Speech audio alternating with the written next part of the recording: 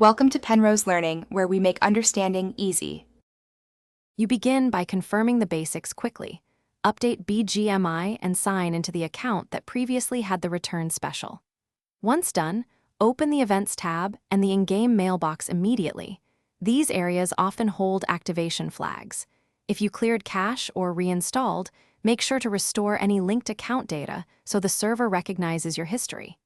This first step triggers server-side eligibility checks, so be patient while the game syncs your profile and event entitlements. Next, you verify eligibility by following the event's specific requirements. Complete the shown login streaks or return missions and finish any mandatory quick tasks. Make sure to link required accounts, Google, Facebook, or craft an ID, because the server often checks these connections to authenticate returns. Once you meet conditions, go to the event reward screen and press claim. Do not navigate away until confirmation appears. If status remains pending, trigger a manual sync via settings to refresh entitlements.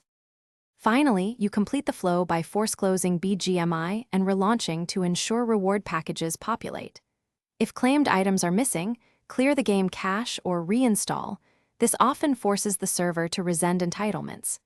Make sure to take screenshots of event screens and timestamps before contacting in-game support.